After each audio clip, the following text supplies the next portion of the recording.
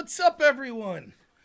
Welcome to Normal America Show. I'm your trimmed up host, Rob Knorr. Man, I look better when I actually get a haircut. I still might be a fat sack of shit, but at least I look a little more presentable. Happy to be here with you. What a great day. Home from work. It's just a blessing, a blessing. The only thing that sucks is I literally got done with work, got my hair cut, picked up some groceries, brought them in the house, said hi to my wife and kid for like 5 minutes, and then have to come upstairs. And it bums my son Hank out because he hasn't seen me since Saturday, and so I'm like, buddy, I got to go upstairs and do a little work. So we're here till 5 o'clock. You have me unconditionally until 5 o'clock today. So 2 hours, that's it. Not a minute later. And I know I say this stuff all the time, like, I'm going to go another 5 minutes, and then you'll come back on at 4 in the morning, and I'm still yelling at someone like, blah, blah, blah, blah, blah. But today, for real, 5 o'clock. That means that if someone really wants to tell me off at 4:55, they got 5 minutes. That's it. Because I'm leaving at 5, and I'm not running from them or anything like that. So, inevitably, if someone calls in today and they accuse me of running from them because I'm like, I gotta go, I'm just letting you know. That's where we stand today. Originally, we had planned to do this show with a great friend of the show who has a tremendous YouTube channel named Let's Be Frank, which you should really check out his channel. It's absolutely fantastic channel. Unfortunately, Frank had some stuff come up. I don't think it's anything too serious, just some family obligations. And so we're not going to be able to do that today. Hopefully we'll get to that doing a show here in the near future. And so because of that, I didn't really have any plans for the show today. That was my plan. And that's sort of because of things outside of our control, more important things, family issues come up. Here we are. So I thought, one of the easiest things in the world for a streamer to do is just to allow the audience to do the content. So I thought, let's leave it up to the audience. We'll do Audience Choice Day. So things we could do. We could talk about any specific topic that you want. We could take call-ins if that's what people want. If people have a debate or something that they want me to analyze.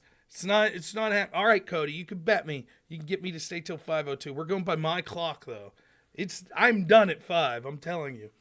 We're setting up the Christmas tree tonight. So we're doing breakfast for dinner. So my wife's making sausage gravy. Me and my son are going to make pancakes. And then we'll have bacon, eggs as well. And then we're going to have dinner. And then after dinner, we're going to set up the Christmas tree and get the lights all rolling. And I'm going to hang out with my family tonight. I'm very excited for it. I watched the Mike Benz, Joe Rogan. I talked about that a little yesterday. But the TikTok invasion, I don't know how to do. I can't do it I can only do it via my phone. The Wick Destiny panel last night. We could do that. We could look at that if that's what people want. I haven't looked at any of that. But if I could find it online, if that's what people want, that's fine. We could take calls today if that's what people want. Yeah. Whatever people decide.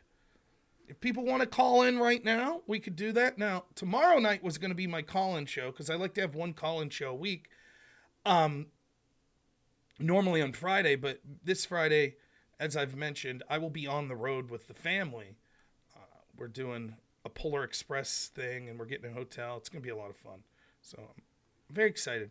I love, I'm a big sucker for Christmas. I never was, though, if I'm honest with you. It wasn't until I actually had a kid where it actually means more to me now. We could talk a little about Cratch, Sitch, and Adam stream. Are they streaming now? I don't know how to crash someone's stream like that. They haven't invited me on, so I'm not just going to pop on. I don't even know if I can. But I'm assuming I'll do Sitch and Adam's show at some point in the future here. Again, Adam will just meme his way through it the whole time. Again, I don't care. It's fine by me. Sorry, I was just looking at a couple things. All right, Pete, you go ahead. You hop on the Discord if you want to call in real quick. If you have a specific question.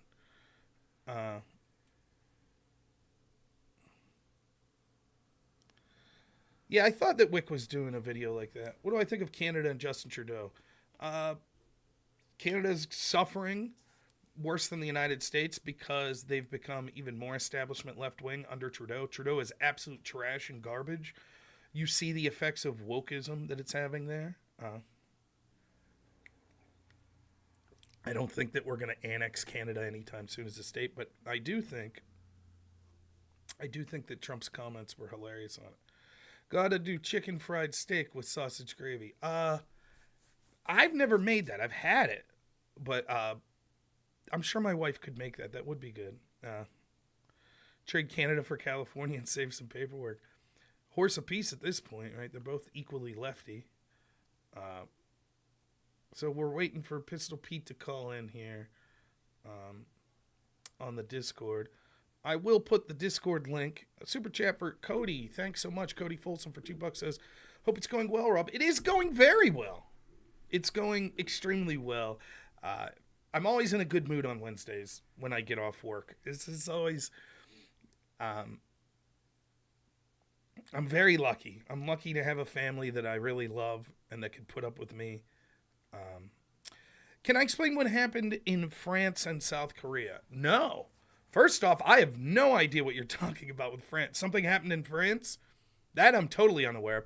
South Korea, the situation that's going on is it appears as if martial law has been declared. My limited reason, take this at like 1% certainty, because I know almost nothing about the region. So I'll just tell you what my gut feeling off of a very limited reading of what's going on in South Korea.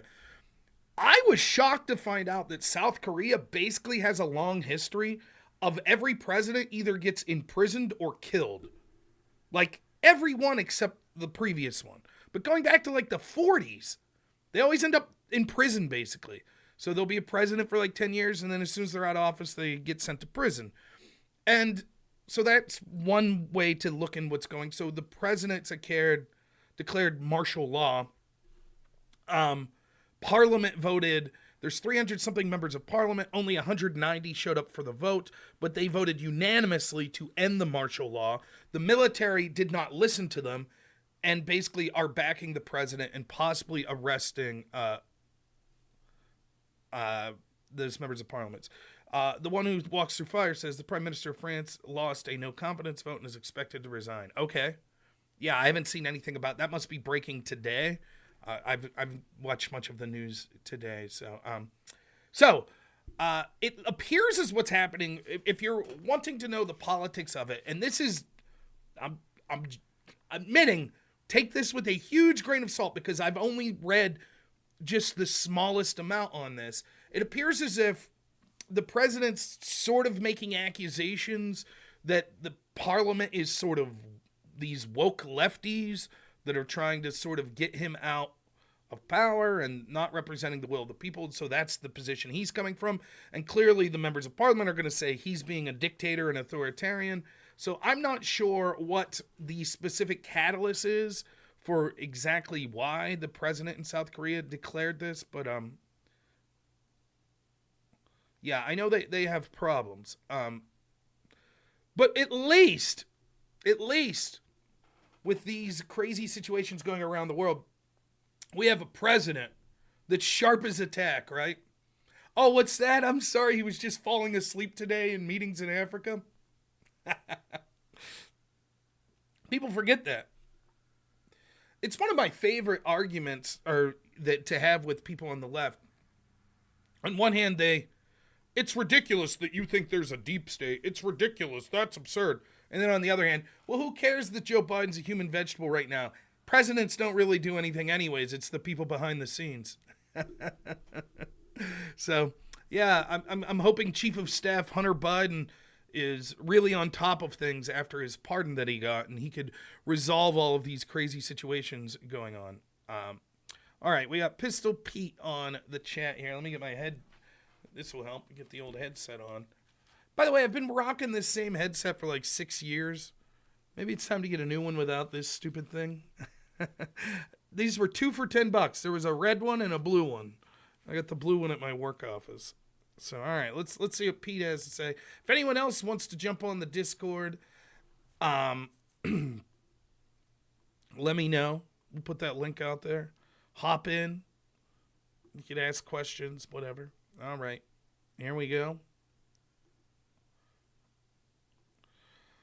What's happening, Pete? Doing great. What's up today? Year ago on the Tim Pool podcast. And followed you ever since, man. Thank you. I appreciate it. Yeah, I enjoyed doing the Tim Pool show. Maybe I'll get a chance to do it again. Hopefully. I had a quick question, and I thought you'd be someone that would it's perfect to answer because since you debate these types of things all the time, I feel like you'd have a very detailed and, a kind of like resourceful answer that I could share with my friends and family when this topic comes up. Okay. So to me, it seems pretty obvious that the reason that Hunter Biden got the pardon from his father is because specifically from the dates, right? This dates back like 11 years, this pardon. It feels like this has to do something with Burisma. And I kind of have a general understanding of what that is, but I was hoping somebody like you could really like lay out the facts for me. And I guess, hopefully the audience on what it is exactly that Joe Biden is probably trying to hide here by pardoning his son for 11 years specifically. And I don't know, I just thought I would just sit back and listen to whatever it is that you had to say. I want to learn as much as possible about this because I'm sure it'll be a topic that comes up in the future. And I'd love to be knowledgeable when I speak to my friends and family about it. All right, yeah, that's a great question. So I am going to put together a video specifically on Burisma coming up here. I've done them in the past, but I'm going to do an updated one that hopefully will be roughly 30 minutes, have all the sources linked and everything so that people could go check out for themselves. So there's sort of two answers to look at this. There is the answer that I'm going to hop out, all right, buddy? Sorry to yeah, no problem. No problem. So Thank there were two sort of answers to what's going on in Burisma. One that I've talked about for years and years, and the other that comes from Mike Benz. Let's talk about the one that I've talked about for years. Basically, the story is this. Joe Biden, when he's VP under President Obama, is appointed the point person into dealing with corruption in Ukraine.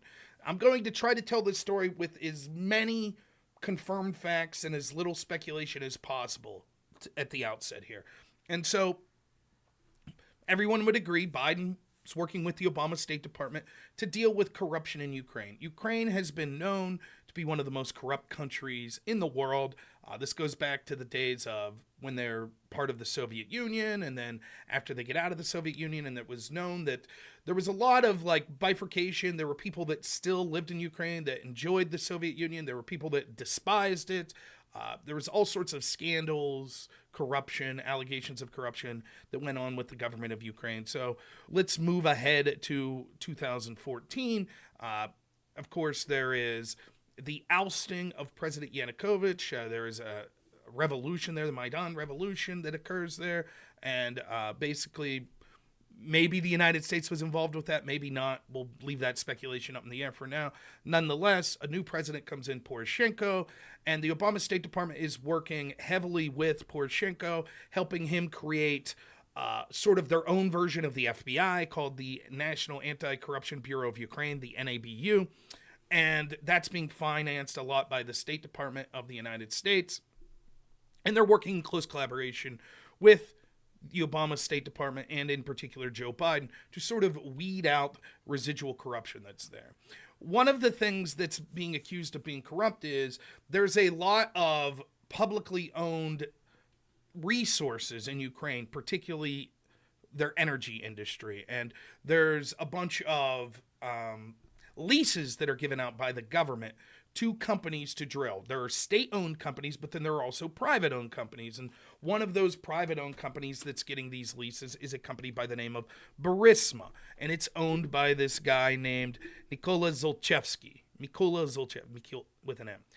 It's owned by him. And he is largely considered by the West, by the Obama-Biden administration, by actors in Europe, to be very corrupt. He's considered to be this sort of gangster-type guy who has connections to Russian oligarchs, who's basically scamming the good people of Ukraine. That is the official Western narrative on who Zlochevsky is. And he has been under investigation in Ukraine, and there's also an investigation going where assets of his were seized in the UK as well. And so there's this long-standing investigation going on against Zlochevsky. Meanwhile, there is a prosecutor, Yarima, I believe is his name, in Ukraine, who's basically doing nothing. He's tipping off Zlochevsky. He's not cooperating with the UK courts and their investigation, so the UK court has to unfreeze these assets of Zlochevsky. Meanwhile, in April of 2014, while this dude, Zlochevsky's considered, and this company, Burisma's considered corrupt, and Joe Biden's sort of the point person in dealing with corruption in Ukraine, Joe Biden's son, Hunter Biden, goes to work in April 2014 with Burisma. By the way, all of this is confirmed. None of this is controversial. Even the people that will defend Biden and Hunter will admit all of this is confirmed. And there were people at the State Department that had a problem with this, that said, look, this looks like a conflict of interest. Nonetheless, that's what occurs. You could speculate as to why Hunter Biden would be hired by a company like this. I don't think I'll admit this is speculation on my part, but it seems evident, and there's good evidence to back this up, that the reason that he was hired and eventually put in the board of directors was because of his connections in the United States, particular to the vice president. Nonetheless, what occurs is a new prosecutor is put in named Viktor Shokin. In 2014, I believe Shokin's put in. There's still, at least on paper, an investigation into Burisma and into Zlochevsky. The Western version, the Obama State Department Biden version of this, is that investigation's going nowhere. Viktor Shokin, the prosecutor, is corrupt. He's not going to prosecute Burisma or Zlochevsky. Shokin claims quite to the contrary, that he is proceeding with the investigation. There's a point where he refreezes assets of Zlochevsky. But certainly, I think the consensus would be it wasn't like he was immediately throwing Zlochevsky in prison. So there is some on paper an investigation going into Burisma. All of this that's the official story without speculation. So at this point, it then becomes, well, what was going on? In my opinion, what went on? Well, it seems that what happened was there was pressure from Zlochevsky and sort of people within Burisma to get Hunter Biden and his associate Devin Archer to get these investigations dropped.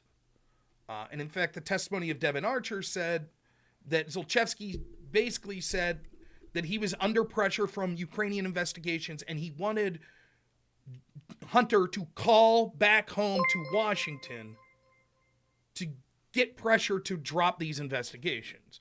Now, the official narrative from the Biden team is there was no investigation. But then why would Zlochevsky be pressuring to get this investigation in Ukraine dropped? Whatever the circumstance, around this time what happens is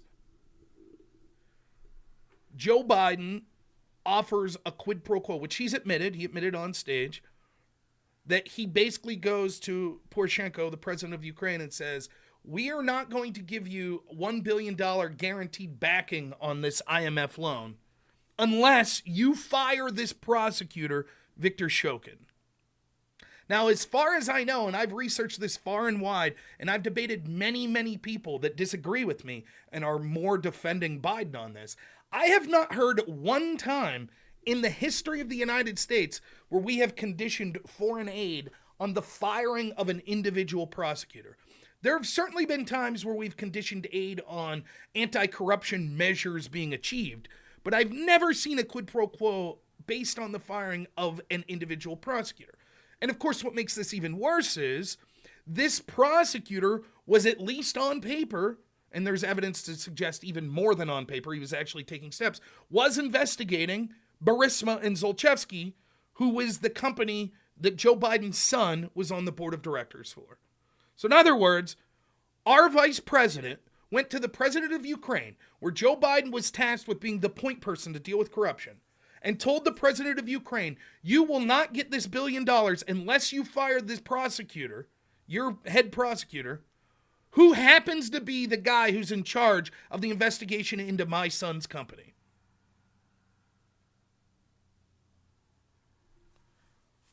That's basically what happened.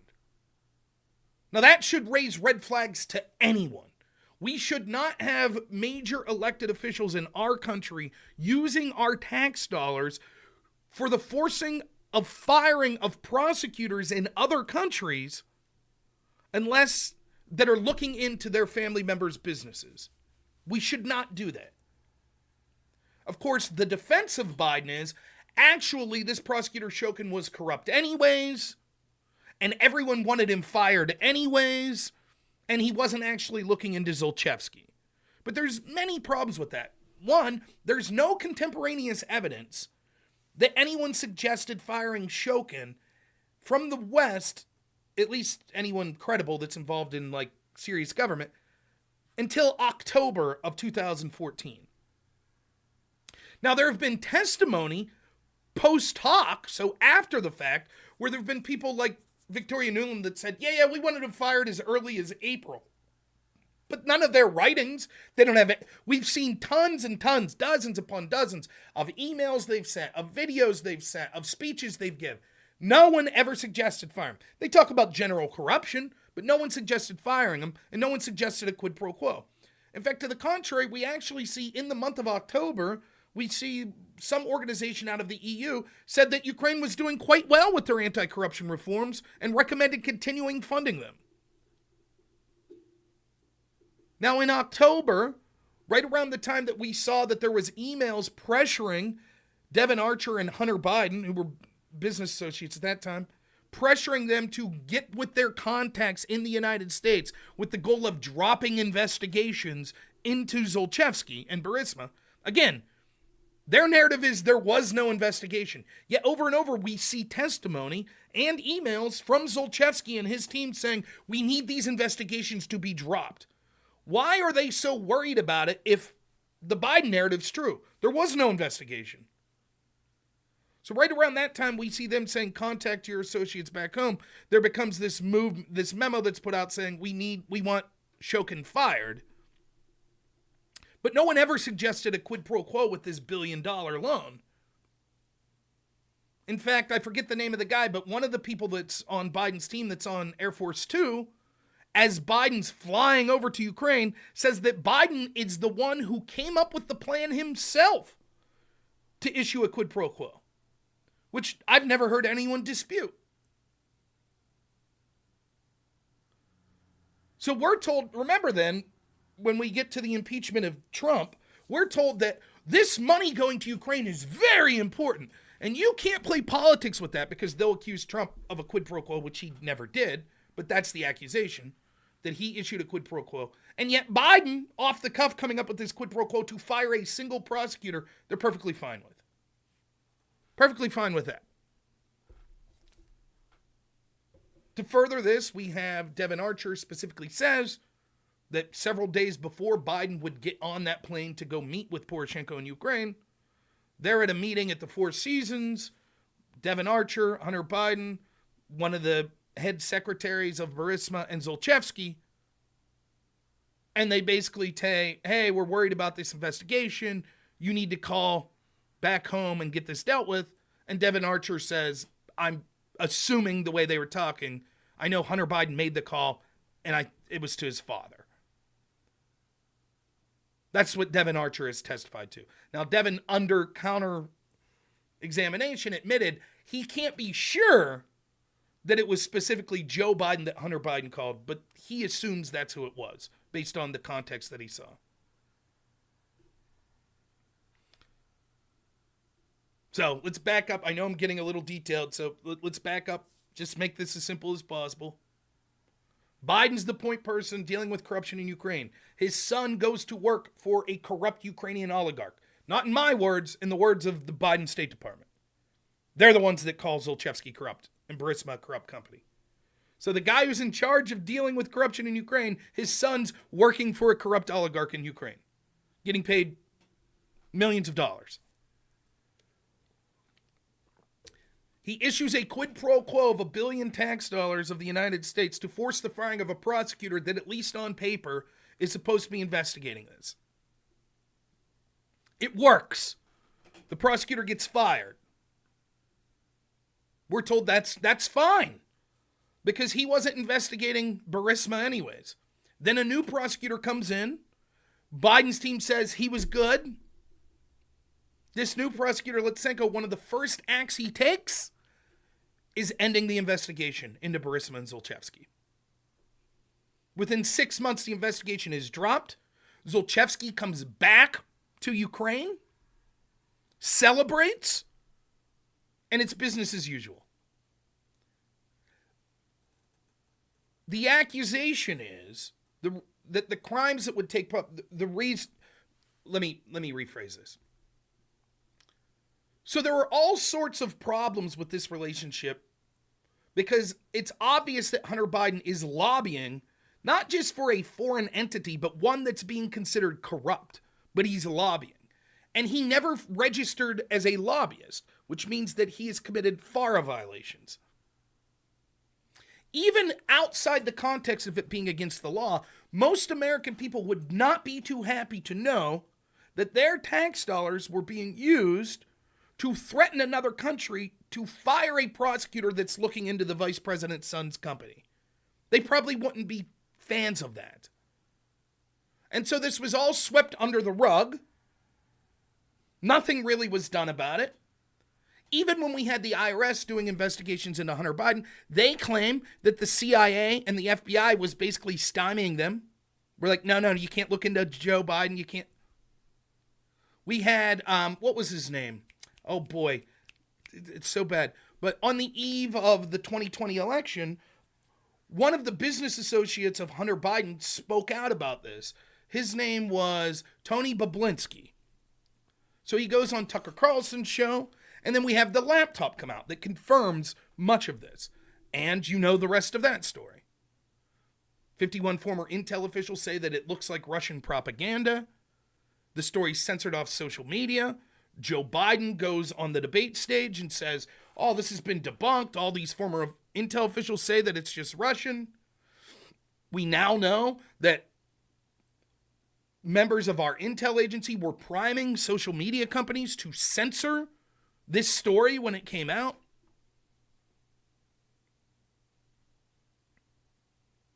And then it turned out it was all true.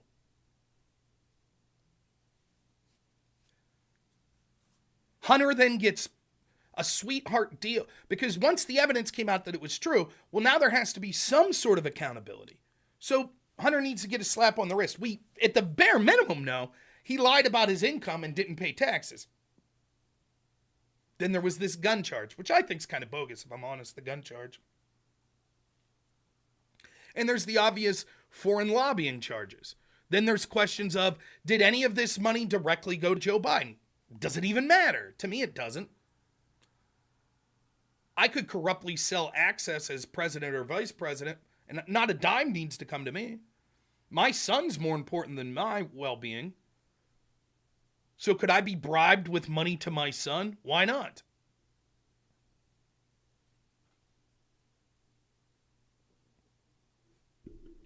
Right? So,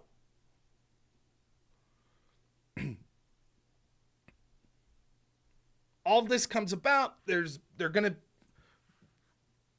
whistleblowers start to come out and say, listen, we tried to look into this.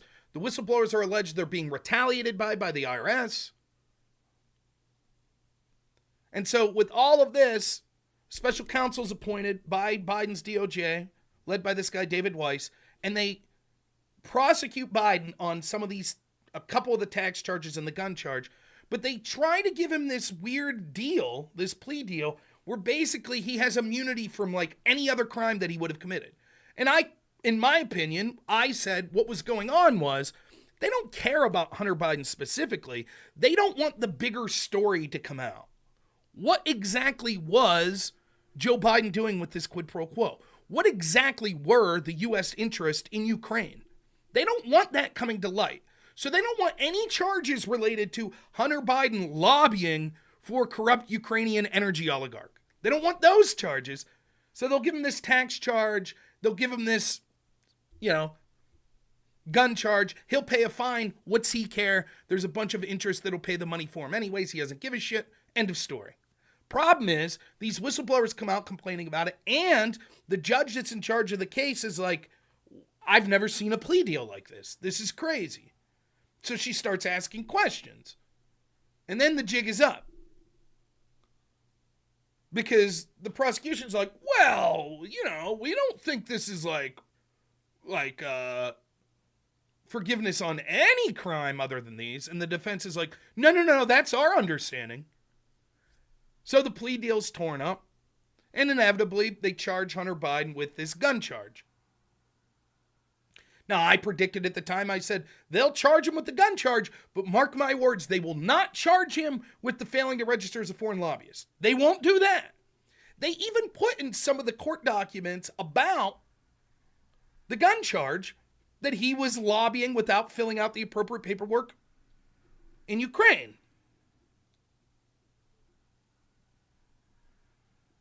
But they didn't want to charge him with that because the problem is if you say, oh, Hunter Biden is guilty of lobbying for corrupt foreign Ukrainian oligarchs that are pro-Russian and getting paid for it, then the next question is, who was he lobbying to?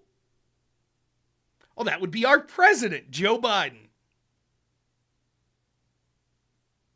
In particular, when so much hullabaloo was made over Trump's connections to Russia. If Trump's son was being paid by a pro-Russian oligarch, and then Trump used your tax dollars to force the firing of the prosecutor looking into that company, what do you think the narrative of the Democrats would have been?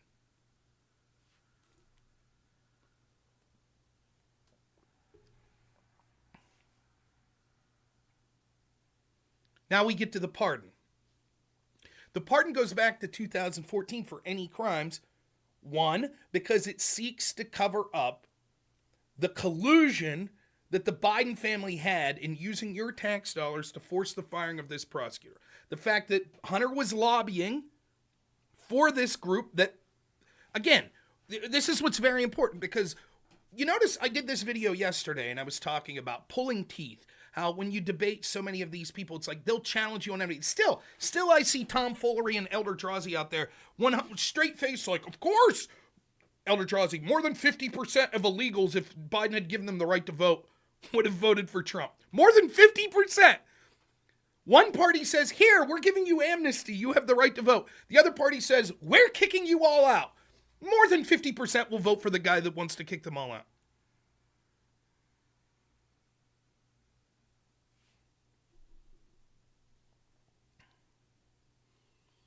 So it's important to say this. I'm not saying Zlochevsky and Burisma is corrupt. That's the United States official stance. That's Joe Biden's official stance. That's his State Department's official stance. So I don't want to hear, oh, Fox News says, that's their stance. And when I debated Destiny on this, he said, well, where's the proof that they're corrupt and blah, blah, blah, because people just say, you see? Because there's no proof that that's what they would say if it suits them at the time.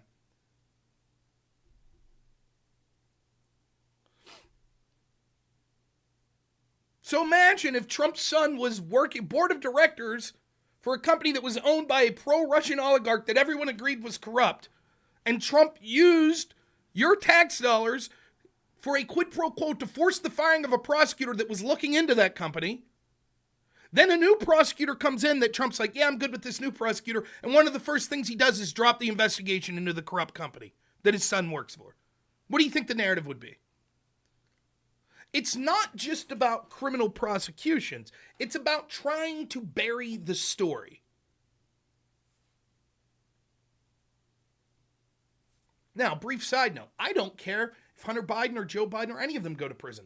The real problem here is the intel agencies that allowed this to occur, that simultaneously were corrupt in going after Trump and everyone connected to Trump, and then protecting people like the Bidens.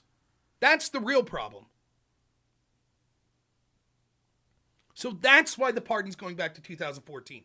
Now, if you listen to Mike Benz, who I think's incredible, he says that the reason that the CIA in particular, but the intel agents, are protecting the Bidens is this has been part of U.S. intelligence and statecraft's goal since going back to 2013. That they realize the way to take down Russia is economically. And the biggest leverage that Russia has economically is the fact that they are natural resource rich, in particular the energy industry. So they're selling a bunch of gas to Europe. But Ukraine's sitting on a bunch of energy resources. And so if we could get control of the private companies that are running the energy resources in Ukraine. We'd then be able to subvert Russia's access to the European market. And so you have, like, there was a guy formerly of the CIA that was on the board of directors of Burisma. The former president of Poland is on the board of directors of Burisma. Hunter Biden ends up being on the board of directors of Burisma. These are people that our intel agencies and State Department can trust will help steer that company in the right direction. So the problem would be, if that comes to light, that looks real bad for the U.S. intel agencies. That looks real bad for the United States foreign policy in the eyes of the world. All of a sudden, Russia might have a claim to make.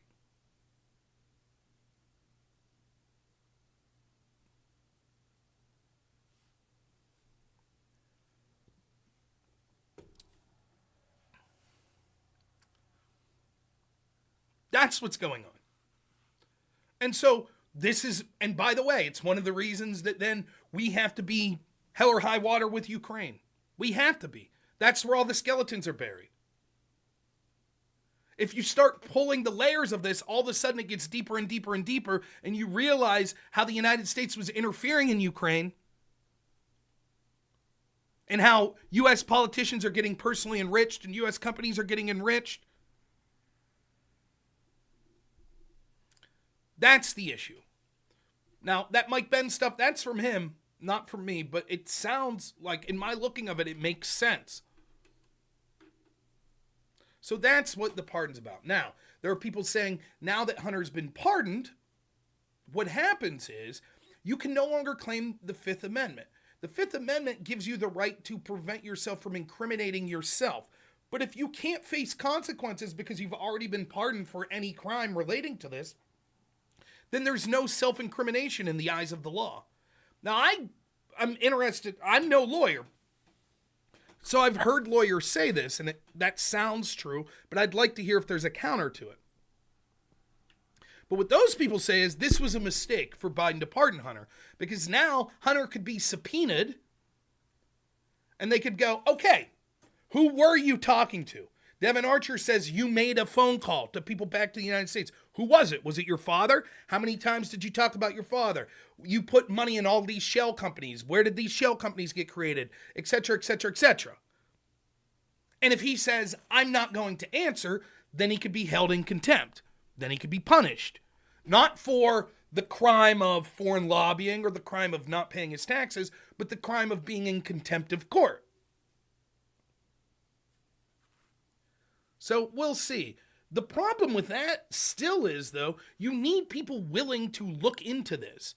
And if so many people, including those on the Republican side, are connected to this, and you see your Lindsey Grahams of the world, your Mitt Romneys of the world, Ukraine, Ukraine, Ukraine, Ukraine, it'll be difficult to get to the bottom of it. Right, Hunter could just say, I don't remember, I don't remember, I don't remember. Right, that's absolutely right. But that's where we stand. That's what the pardon's about. What the Democrats will say is, well, it's because there's a witch hunt, because Trump's promised to go after the Bidens no matter what. Okay, then why stop the pardon at 2014? Why not say the pardon is for Hunter Biden from 1990 to the day I leave office, or any future crime? Why not say that? If it's really just Trump's going to weaponize and go after Hunter no matter what, why have it that unique time period? Then they'll say, well, the statute of limitations on FARA violations is 5 years. Right, but a conspiracy charge, the statute of limitations doesn't begin until the last concealing effort.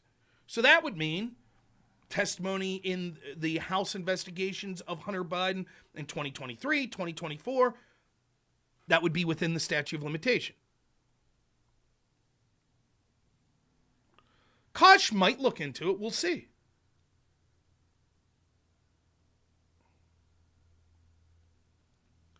But as I explained yesterday, I don't really mind a father pardoning his son, nor have I been someone that thinks that it's vastly important that the Bidens go to jail. To me, the problem is the establishment, the bureaucracies, the intel agents. That's the problem. They're where the real power lies and where the real concealment. They're the ones who said, we don't like Trump and the people connected to Trump and the people that support Trump, so we will weaponize our institutions after them. And we do like the Bidens and we like Hillary Clinton and we like Obama, and so we will also weaponize to protect them. That's the real problem. That's what's going on.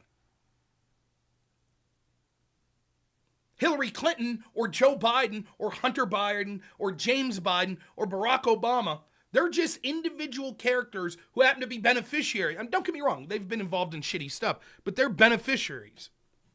So I'm not going to sweat, and that's why I think it's hilarious. The knock on, me the past couple of days has been like, Rob's freaking out about the Hunter Biden pardon. I'm not at all.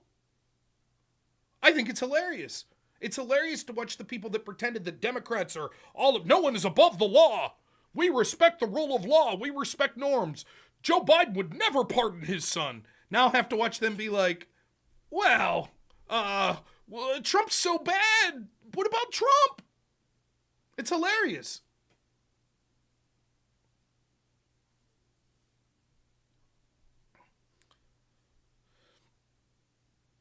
I'm not freaking out at all about it. I think it's funny. And I don't really have pardons exist. I understand it. It doesn't mean I have to be the fan of every specific pardon, but on the grand scale of the things in our government that are corrupt, that need dealt with, this sort of stuff, the pardon stuff, way near the bottom. Now, don't get it twisted. Biden's going to pardon most likely he's going to pardon a bunch of other people connected to this, including his brother, James Biden.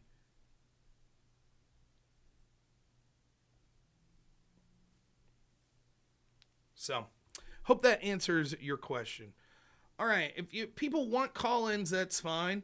Other than that, reminder, we had a show planned today with a guest, but personal stuff came up, so we're just winging it now. So audience choice, any other specific questions people want to call in and ask me, people want to ask me in the chat, a particular video you want me to look at, I'm here till 5 o'clock. Do I think Biden will pardon himself and his family soon? Probably. He'll probably pardon himself. He'll definitely pardon his brother, I would think. I can't say definitely. I'll say 85% chance. Soon? I don't know. I'm kind of shocked that he pardoned Hunter so soon. Most of the time you do these pardons closer to when you're coming out of office, like last minute. So that, but I don't know what all this talk of aliens is. Yeah, Biden probably wouldn't have pardoned Hunter if Democrats had won. That's probably true. Because he knew that he could trust the DOJ under his control not to really go after these things. Thoughts on Kash Patel? Very good. Probably one of the best people that could have been picked there. The most exciting pick that Trump has. He's fantastic. He's someone that has been outspoken about corruption at these institutions, and I think that he really will try to get to the bottom of corruption there. So I think he's great. Do I think there'll be a Democrat January 6th? No. The Democrats are smarter about how they do things, right? So they're not going to go up to the Capitol on right before inauguration. They'll have mass riots that are occurring probably around the country, either before the inauguration or afterwards. Shipwreck Demon says I'm running from him. He could call in right now. Shipwreck Demon's the person who at one point said, yeah, I'm calling in 30 minutes. And so I stuck around for 30 minutes and then said, yeah, I can't call in. I said, fine, whatever, dude, call in on some day that I'm having a call-in show. And he has yet to call in yet. If Shipwreck Demon's out there texting right now or whatever, he can feel free to get on my Discord and he can call in right now and he can talk about whatever topic that he would like to talk about. One of the biggest pet peeves I have is when people waste my time. And so if you're going to say, yeah, blah, blah, blah, blah, you're afraid to debate me, and then I stick around for a half an hour to debate you, and then you don't show up, I don't feel necessary to make time then. I have opportunities with open lines where he could call in anytime he wants, and he could have a debate, And if he chooses not to, that's not me running from him. I'm here right now till 5. He can feel free to call in.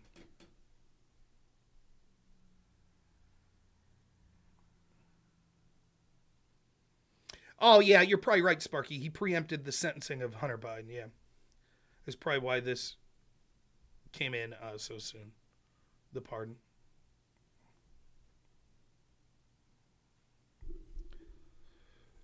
Do you think a world war is going to happen, or will Trump bring peace? I don't know if it'll be a world war. There's always a chance. Like, the problem is the chance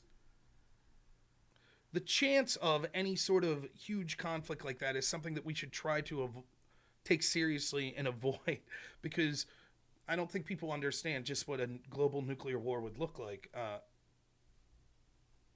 It would be devastating. But it's always a low chance. But even a 5% chance is very high for a World War III, given the seriousness of what it would be.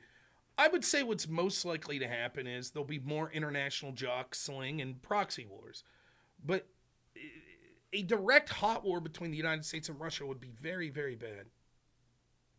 That's true, Max. My guest didn't show up because I'm on notice. Black Jane says, do I think we're reaching a breaking point in the USA? I've been involved in politics since 2016. It seems we're devolving every day culture-wise, financially. Violence seems inevitable. There will be violence. I talked about this. When you take groups that engaged in acts of violence, like some of the people in Black Lives Matter, people in Antifa, etc., they were committing violence while basically all of the institutions had their back. So if you go back to who was it? Milo or Ben Shapiro was trying to give a speech at Berkeley in 2015.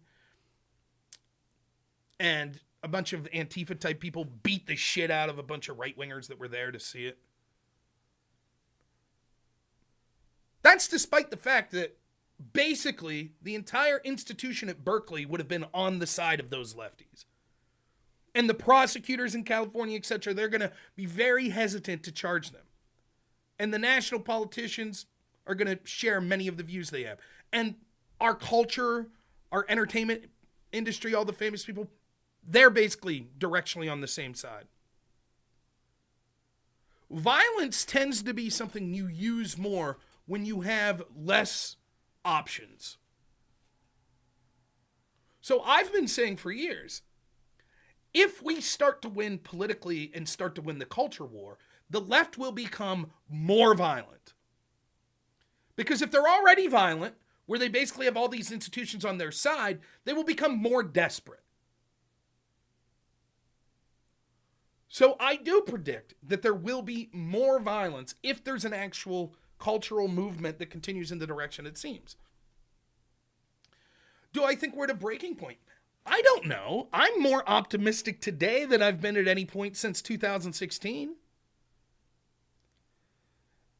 Again, if you go back, go watch Mike Benz yesterday on Joe Rogan's show. He talks about this towards the end of the show. Because Benz, I mentioned this yesterday, he seems to me in a similar vein of Alex Jones. He's not as extroverted as Alex Jones, but he seems to be someone who spends so much time researching this and has all this information in his head that it would be maddening. And Joe Rogan basically asked him, how could you spend all this time dealing with this really dark shit? Basically our own government having these tentacles everywhere, being paid for by people like me and people like Mike Benz to censor people like me and people like Mike Benz. That's dark and worse than just censorship. They want to do worse. So how do you stay sane in that world? And Mike Benz says basically this. He's like, look, I've been dealing with this since 2016. And when he started looking into this, he's like, there was no wins ever. It was always another loss after another loss after another loss after another. There's no light at the end of the tunnel. Everyone was like, what are you talking about? There's no mass censorship industry. And he's seeing it in real time, and he's talking about it, and no one will listen to him. Now he's like, there's victories. It's still going to be a very difficult battle, but things look better now on that front than they've looked in a long, long time.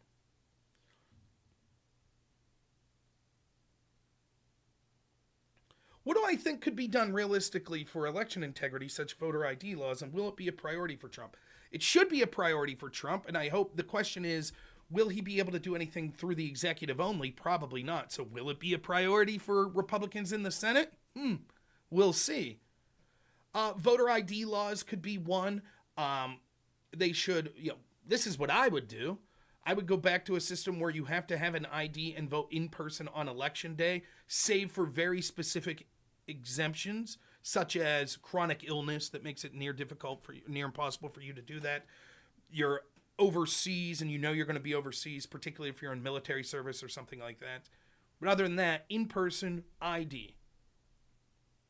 I would make it so that there is a federal commission that's tasked with helping to calculate votes. I would make it more transparent in how the votes are being calculated.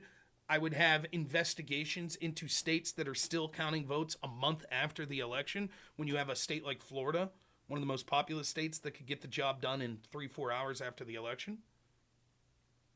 And then one thing I'd like to see is an auditing procedure. It's very difficult. Someone smarter than me and more detail-oriented me would have to come up with the specifics of this. But I think that there should be audits that are transparent for the American people to see, where something like 5% of voters or 2% of voters, some amount of voters, are contacted. And they are asked, will you willfully answer some questions about your voting record last election? If you say no, perfectly fine. You have the right to say no. End of story. But to those that say yes, did you vote? How did you vote? Where did you vote? Who did you vote for?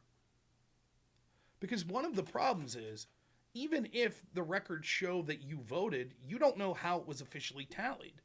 So let's just say not corruption, but just a mistake. You go to hit the button for Donald Trump, and it hit the button for Kamala Harris instead. You're not probably going to know that.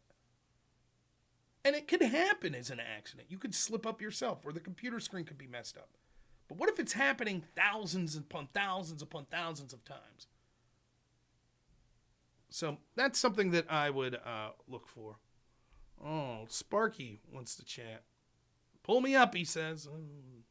I was hoping Sparky pull me up. All right. Mr. Sparky, what's happening, sir? We'll give him a chance to get right here. Sparky, can you hear me? I can. There you are. What's up, man? How you doing? Hold on. Let me. Evidently, I've got the. There we go. I had the stream playing in the background. There you go. So, yeah, I'm driving home from work. Okay. Great time on a stream. There you go. So, yeah. I am a civil servant. Okay. I work for the federal. I'm a DOD employee, and people are freaking out over Schedule F. Now, I understand what Schedule F is, and I have a feeling you do too. What do you think the possibility of Schedule F being implemented is, and do you think that DOGE will actually be a successful project? Okay. Your faith in me is unfounded because I don't know what Schedule F is. Is that the telling federal employees they have to go back to the office to work? They can't work from home? Is that what you're referencing? No, Schedule F is going to be the systemic removal of executive officers within the basically removing the deep state by removing the directors, the executives that run these unelected bureaucrats. And they're not even appointed. These are people normally that have moved up through the ranks from lowly level, entry level, into high level positions like where I work. It would affect probably about 15 to 20 employees at the installation that I work at. So yeah, I haven't heard specifically about the term Schedule F or specifically, but in general, I've heard Vivek talk about this, and I've heard some other people talk about this. Yeah, it's something that absolutely needs to happen. And here's the problem, right? I fully agree. Yeah, it's like let's take it out of partisan for a second. Can we agree that if there is take your job. If you work in the private sector, you work for some corporation. If there's someone who works their way up through that corporation and now they're a CFO or they're some high level position and there's zero consequences, and that CFO knows it, and they could continue to lose money for the company and lose stocks, money for the investors, et cetera, et cetera. If there's no consequences, things will never get better, right? That's okay. Organization that makes $0, though. We are nothing but a money pit because we are the DOD. Our job is to maintain equipment, ensure that logistics chains stay open, and soldiers, airmen, sailors, and Marines get trained. So, I mean, we are an investment, and the ROI is potential wins in armed conflict down the road. There is no making money. Right. I understand that. But what I'm saying is there is a goal for a corporation. And if the people running that corporation constantly fail, there are consequences for that. But what if there weren't ever and couldn't be, and the people running it knew? Do you think that their record would get better? That's what the public sector is. That's what happens with these people that get entrenched. And I didn't know. I knew the general nature that it's very difficult to fire public sector employees. There's all sorts of protections, and the people will bring lawsuits and accusations of discrimination, et cetera, et cetera. That's why Vivek's plan to get rid of 75% of the federal workforce, it seemed nonsensical, right? It is nonsensical, it's illegal and stupid. You think his plan's illegal? Yes, no, it is illegal. I don't think it is. I know it is. Because there are protections such as civil service was designed to basically integrate war veterans back into the workforce. Yeah, but you cannot just fire a veteran because their Social Security number is an odd or an even number. I disagree. You should be, maybe legally that's the case. You absolutely should be allowed to. Absolutely. Well, so legally they can't. What's the law that says they can't? I don't know the number of it right off the bat. But that, of course, I'm not asking for that. But yes, but no, there are actual rules when it comes to something like what they call a RIF, a reduction in force, where they have to lay off every non-veteran before they can touch a veteran. Okay. Okay. I disagree. I disagree. In theory, I don't mind that practice, but I disagree with it fundamentally because it should be merit-based. Hypothetically, we should get rid of 90% of the federal workforce and keep the 10% we keep should be the ones that are doing the best job. That would be nigh impossible to do in any sort of time frame. In principle, I would agree with you. In principle, I would agree with you there. I would argue at the installation that I work at, you could get rid of at least 30% of the personnel, and no one would even see a difference in their workflow. Okay, but what I'm saying is, in general, what you're saying is, because what Vivek is saying is, there's all these protected classes groups. Veterans might be one. People of color, LGBT. There are dozens upon dozens of protected classes and other things.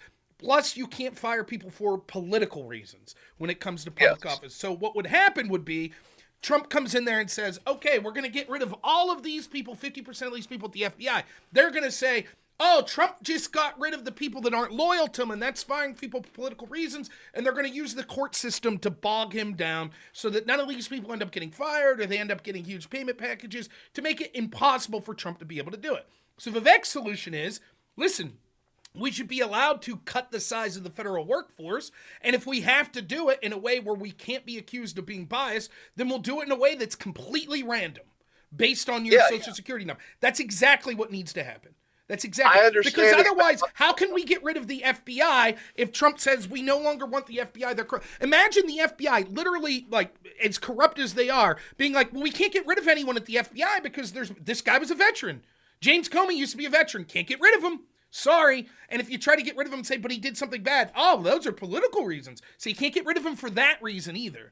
Bullshit. Well, we have to be our federal bureaucracy. If there is a law that prevents this, the law needs to be immediately revoked. in the strongest possible terms, and fuck that, get rid of 75 to 80% of people, period, end of story. There are good people that will be cut down in that as well. Sorry, I don't know what to say. The system's become so bloated and so untenable that it's what needs to happen. And it's unfortunate that we can't have a purely merit-based system, but it's impossible to do so, as you've admitted. Yeah. The biggest downfall with civil service now, if you can fire someone for poor performance. That actually is easy to do. Just people don't want to do the paperwork. They claim it's hard to get fired. It really isn't. It's just as easy to get fired from any company in a right to work state. You just have to document their bad doings and then fire them based on that. But layoffs is where you run into the big problems. But the idea of Schedule F doesn't deal with the common everyday worker. It deals with only the executives. That's a good first step, but it's irrelevant. It's not irrelevant. It's not enough. It's nowhere near enough. Like, you get rid of it. The FBI is unsalvageable. And I'm fully aware that Trump's not going to disband the FBI. But it is not salvageable. It's not. And it's people smarter than me disagree with me. Mike Benz was on Joe Rogan's show yesterday saying, I'm not saying get rid of these institutions. I'm saying we need Church Committee 2.0 to air all the dirty laundry out to the American people, get rid of some of the worst people, and then allow the institution to reform itself. It is not reformable. It is not. Even if it's reformable for the 4 years that Trump's there or the 4 years that Vance is there afterwards, as soon as an establishment person gets back in charge, it'll be business as usual. It doesn't matter how many James Comey or Chris Wrays you get away from. It is not tenable. So Kash Patel has talked about how he wanted to get rid of the intelligence wing of the FBI. I think that is brilliant. That'll get rid of a lot of the problems that exist within the FBI.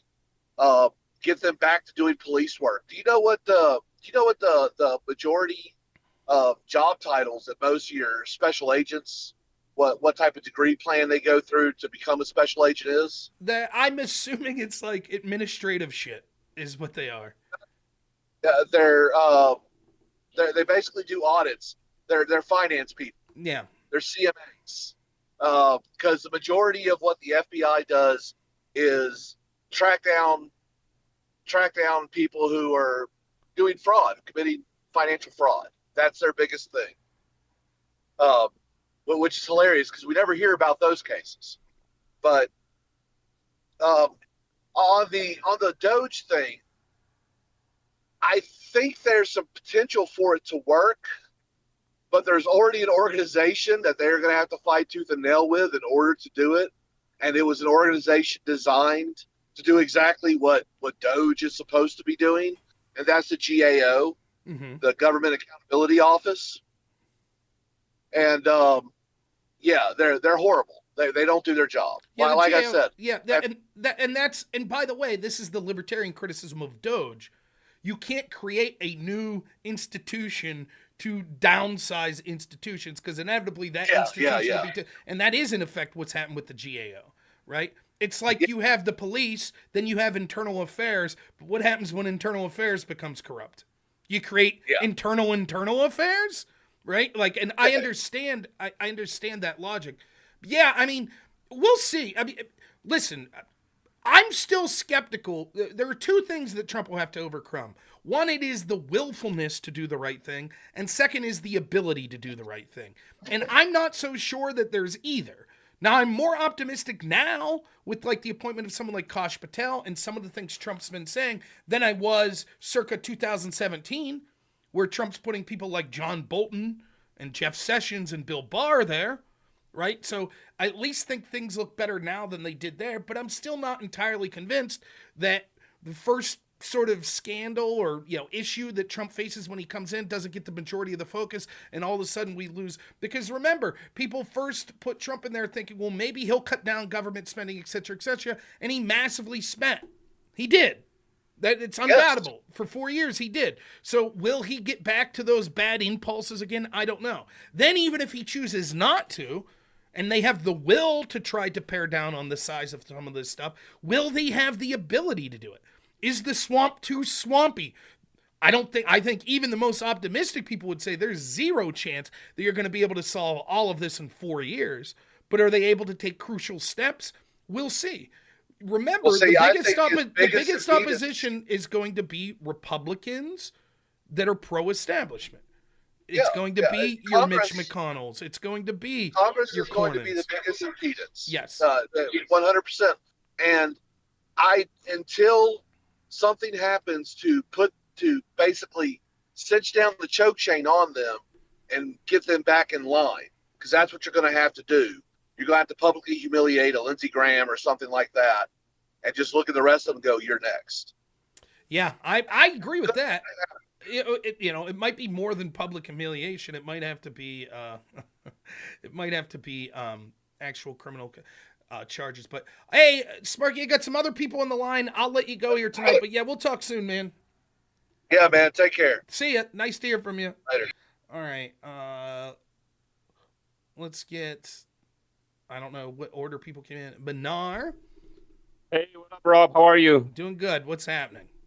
My brother, we spoke before on the Christian thing. How are you? Do you remember me? I do. I was hoping to talk to you. You wanted to debate me on how great Alan Lichtman is, correct? No, not really. That's something you wanted to talk about, right? No, not at all. You never mentioned Alan Lichtman to me. No. The keys? Are you talking about the guy with the keys? Yeah. Okay. I'm No, sorry. I'm the guy. Abmanar, I'm the guy that told you that your politicians are going to make Sharia law. Never mind. And There then was you another stop me. person. There was another person that talked about religion, and he was an atheist. You're the person who believes in Sharia law. No, see, you're strawmanning me again. I believe in a federal law that your Catholic church or whatever church, your authority, your moral authority, should create that federal law so it doesn't allow for Sharia law to ever be instated. So just to be clear, you would be against a federal. Your argument was as follows. You tell me if I'm strawmanning you, right? You said that I'm bad. I'm a bad Christian. I'm immoral because I want limited government. Because actually, we should have our religious leaders deciding what laws are. Yeah, I said that's your belief, right? no. I said you're a bad Christian because you want secularists to create your moral value compass. That's Where why. did I And say didn't- that? And you didn't create. Show me once ever saying I want secularists to create my moral value compass. Can you Let show me me prove one? it. Now I've streamed thousands upon thousands of hours. Can you Let find me me? prove it. Can you find me that quote anywhere? So do you agree with politicians creating your laws for you? Yes. And do you agree that politicians look at a majority of the votes when they do come and conduct those laws? They come and attach and assign these laws. Not always, of course, but they look at basically what the American people want and the majority of the American people want when assigning these laws. No, I would say that's exactly the opposite of what our current system does, which is why it's such a problem. Our current system is more akin to what you want. They have self-fulfilling motivations, and so they don't give a shit about the will of the American people. Yeah, but weren't you the one arguing for liberal values? When did I And argue the for that? You argue for a liberal moral system. Basically, what you were saying is, why would I actually want to live in a place that doesn't accommodate for everyone that lives in it? That's literally what your argument was. That's not my argument. For example, I don't like people that sexually assault children. I don't think we should accommodate them. Yeah, but the argument wasn't about that. It was about the LGBTQ. Right. So you just believe we so should. what? You believe So for we someone should. who accuses me of No, no, not no, no, adequately, no. for someone who accuses Well, me of not can I say- adequately representing your views, you consistently misrepresent what my views are. So you just said I want a system where everyone is accommodated. LGBTQ. I give Is one that true or no? I give one easy example of why that's not the case, and you're like, well, I'm not talking about that. So am I going to have to go through every single example of things that I don't want accommodated? And you'll assume that I agree that everyone should be accommodated unless I specifically say that this individual shouldn't be accommodated? Because you never mentioned that example before. The example we were talking about earlier, when you came up to that, when I came up to this conclusion, and because of what you said, was that we were talking about the LGBTQ, and I said you're a conservative guy and you're a Christian in the moral compass. So what is your thoughts on the LGBTQ gaining rights in your society? You actually agreed with it totally. Correct or no? But I agreed with the statement totally that LGBTQ should achieve rights in our society. That's what I agreed with. You totally. agreed that your whole society should basically change their laws to accommodate the LGBTQ. Show me where I said that. Because they're a majority. Show me where I said that. So you don't believe in that anymore. You don't actually show me. No, believe it's your not. society needs to No, no, no, no, accommodate no, no, the no. majority of the people. Last You don't chance you believe in talk. that. Last chance you talk over to me. You're out. I found you insufferable, annoying, and incredibly stupid. In addition to your bullshit, garbage Sharia law beliefs. Well, you strawman me now. Secondly, I'm not going to leave you talk over me. You shouldn't be on this channel again because you're so insufferable and fucking boring to listen to. So you keep saying now I've changed my views. I want you to show me ever once me saying we need to change society to have the views to achieve rights for LGBTQ. Go ahead. Show me, give me a timestamp, give me a video where I said that. I'll bring it to you, but let me just ask you a question and I'll prove it to you guys. So, by the way, this guy keeps strawmanning me. I never once debated for Sharia law. I debated for him. That's not true. Okay, Can great. No, you can't finish. It's my show. Start your own show. You sound very intelligent. I'm sure people would want to listen. You're strawmanning me. I'm not strawmanning. I'll prove it. Watch, everyone, audience, I'll prove that I'm not strawmanning. Ready? Do you think that our laws should be made by religious leaders? Sure. Okay, that's Sharia law. How? If, for example, if your particular religion is Islam, and your leaders of that religion, of the mosque you go to, want Sharia law, and you think that we should listen to that person create laws, then you would be in favor of Sharia law. So if a church instates a federal law that says you cannot commit murder and puts limitations on that, that's Sharia law? No. Then that literally is what you argued. That is not it. That is not it. That is not what I'm arguing. What you did was gave one example of a potential law and say, is that law specifically Sharia? No. What if the church says, we don't think women should be allowed to walk unaccompanied by men with their face showing down the street? Be Sharia? Yes, that would be part of Sharia law. What if that was part of the church's original doctrines? Is that still Sharia law? Yes. Or is that a Christian federal law? That would still be Sharia law. Or so let me rephrase it. It would be the parts of Sharia law that would be the parts of Sharia law that I would find disgusting, whatever you want to label it. I don't want to be beholden to a religious theocracy of heathens like you that think that women shouldn't be allowed to walk down the street unaccompanied by men. I'm steel manning your argument. Okay, you ready? If you go to a church that says that women should be stoned to death if they commit adultery, then the church should be the ones making the law, and they should make that into law. And if instead of the church making that law, you have politicians that make that law that aren't from the church that say, wait a minute, we don't favor that law, then that is secularism and liberalism and must be rejected. That's your argument. Completely false. Completely false. Okay. This is proof that he doesn't know what he's arguing and he's strawmanning you guys. Real quick. My argument was that if you're... Let me finish, Rob. No, I'm not going to let you finish. Last chance. I'll boot you. Step one. You tell me if this is true or not. We should only have our religious leaders be crafting law. Your Christian religious leaders, yes. What about your religious leaders if you're not Christian? It doesn't matter. I'm talking about America. I don't want Muslim so if the majority of American, if 51% of the country becomes Muslim, then it should be Muslim leaders creating the law. That's today's system. That is not today's system. That's literally what would happen. That is not today's system.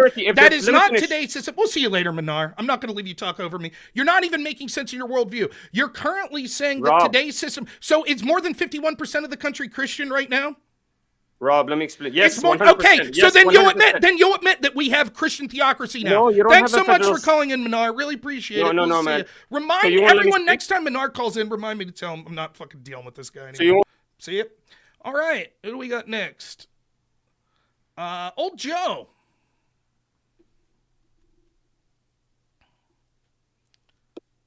What's happening, Old Joe? Can you hear me? I can hear you well. Can you hear me okay? I sometimes have trouble with this phone. Yeah, I hear you just fine. What's happening today? Hey, I'd like to not take up too much of your time. First of all, I wanted to say that as a fellow from north of the border, I would like to express my appreciation for the efforts of people like yourself, podcasters, where the real information is these days on the internet, for making a huge difference in what happened in the election in your guys' neck of the woods. It's really the reason for the change. I know you mentioned how hard you'd worked in previous elections and how frustrated you were by the results. So I hope you're enjoying this one. I certainly am. It does feel good to win once in a while. So. Okay, can I address that last fellow? I'll try to do it very quickly, and then I have a question for you. Sure. The last fellow comes from a belief system like he was telling me in the back chat, and I hope that I'm not misrepresenting. If I am, then he can put it in the chat. But he would say something like the events of October, the initial incursion into Israel, were justified as a reaction to misbehavior by Israel as a state. And I think that if you boil it down that succinctly, like you could take issue with Israel's reaction. What I asked specifically was the initial incursion and the atrocities that took place there. What did he think of that? And he refused to condemn them, and in fact, justified them. And this comes from a top-down way of seeing the world, the theocratic way that you rail against. And it's very important that we recognize how good democracy is. If you read books like Thomas Sowell, Milton Friedman, Hayek, they'll talk about the knowledge contained within the population and the aggregate that exceeds any small educated individuals at the top. So by voting, by accessing the free market, even individuals that are ignorant of their own best interests will eventually choose what is ultimately good by using these methods. So what I wanted to ask you, here's my real question. quick, if I could reference, this is what he's doing. This is someone who wants theocracy, who is a Muslim, who enjoys the laws of Sharia law, that enjoys the treatment of women and other groups that they don't like, and they want to make sure that governance is being done by religious bodies.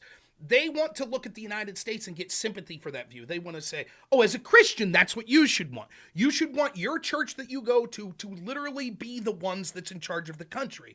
You shouldn't prioritize values such as limited government. You shouldn't do that. And they'll point to excesses. They'll say, by the way, Christian nationalists who I have more respect for will do this as well. They'll say, well, we don't like our kids being indoctrinated with LGBT shit in school. I agree with that. And our tax dollars is going for it. Totally agree with all of that, right? The problem is, my solution is, our tax dollars shouldn't be going to that shit in the first place. And to the extent that they are, and we have public education like that, it should be teaching kids how to read, how to write, how to do math. I don't want them indoctrinating. Many of the Christian nationalists I debate say disagree. Our tax dollars should be going to indoctrinate children into Christianity. That's what it should be doing. So you should be forced to pray to the Christian church when you go to school. That's what our tax dollars should be doing. I disagree with that. Now, am I a Christian? Yes, I'm a Christian. I can make that choice to be Christian. I don't want a country where Menard's not allowed in the country because he happens to be Muslim, or someone's not allowed in the country because they're Jewish, or you're not allowed in the country because you're an atheist. I don't want that. I don't want a church, like I'll pick on a Christian nationalist who I actually like, Andrew Wilson. Andrew Wilson, he claims his church believes that you cannot sexually assault your wife. That when you enter that covenant of marriage, your wife's body becomes yours. And so therefore, there should be no law restricting your ability to do whatever you want with your wife's body.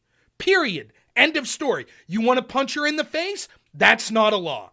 Against the law. You want to sexually assault her? She has given you consent to do whatever you want with her body from now to the end of time. I don't want that enshrined in law. I don't. And so for me to stop the excesses of what I think can come from theocracy, of crazy stuff like that, instead what we should do is prioritize as small as government as possible and people's individual freedom. That doesn't mean that there's a place for everyone. There's not a place for murderers. There's not a place for people abusing children. All of those things we can say these are clearly areas where the government has the right and the duty to outline laws that say that that goes too far. But in general, I preference wanting government that is smaller and gives people, if you want the right to go out and practice your religion as you see fit, and it's not involving like the torture of animals, the abuse of other people, so be it. I don't care. I don't think that should be against the law. If you're a woman who wants to walk down the street without a mask covering your face, without a man accompanying you, you should be allowed to do so, as opposed to what that gentleman would think in the countries that he prefers. So that's what I'm saying. Everyone thinks that theocracy is a good idea as long as it's their church that's running things. But as soon as it's someone else's church and they say, oh, and by the way, your religion's illegal, and guess what? You've consented to a system that says that the majority church has the authority to do whatever they they want, so we're outlawing your religion now. Boy, it would be a real shame for those people. So that's why I think that you have to have priorities that aren't just focused on whatever my church says is exactly what the law should be. That's what's going on. I think one of the most fascinating debates I ever watched, and this goes right along the lines of what we're talking about, is when you debated Andrew Wilson on Christian nationalism. And one question you asked him, which was absolutely fascinating, and to me it goes to the crux of the issue. You asked him directly, what would you do if you were told by your church authorities to do something that you found morally reprehensible? Right. And he was honest, and I respect him for his answer. Me too. You asked him if he would follow those instructions. He said he would not. His answer was, of course not, verbatim. That shows us that each one of these people that believes in a theology really runs all of these things they're told by their church through their own individual intellect. And they'll say so because they claim they have free will, which I believe they do. You cannot, through one person or through any group of people, have as much knowledge as expressed in the free market or in a democratic vote containing 250 million people. That's how we hedge against these bad decisions. These fellows, like the fellow in the back, that want a theocracy, do not realize that in the end, it will eat them as well. They will be in such a stiflingly situation that has no freedom, that it will be a terrible condition to live in. And you see this time and time again. I've asked somebody to point me to a theocracy that they would consider successful. They've been unable to do so. Now, there are issues with the free market and with democracies, but this takes me to my final question because I don't want to gobble up all your time. No problem. What we saw, in my opinion, with this decision that's been made by the American people was a reversal of a culture that was on the verge of going usurpacious, that was evil, in fact. I'm wondering if you agree, if this was a success of the democratic system, and also if this reversal we've seen, in your opinion, is temporary, or are we looking at something more permanent? So, to that latter question first, who knows? I think people make the mistake of thinking that life's like a comic book or a fictional story where the good guy always wins in the end. I don't believe that. If you are a Christian or whatever religion you choose to follow, then you know how things end up in the end. But there's no guarantees on this world. And, just claiming some sort of, well, I'm righteous or my side is righteous and therefore we're guaranteed to win. That's sort of a juvenile way to look at things. So will this be something that's overreaching that will last for a long time? I don't know. I hope. I'll keep fighting for that, but I'm skeptical that'll be the case. I think that this is certainly a win of an important battle, and hopefully it starts to steer the direction of the war in the right way. I think that largely what happened, there was a conflation of things that occurred that made this, again, just like in 2016, a unique period in time. There's been such a control over the flow of information throughout the history of our country post sort of World War II. And so it used to be, and there's great books you could read on this. Nothing comes to mind specifically, great documentaries I've seen.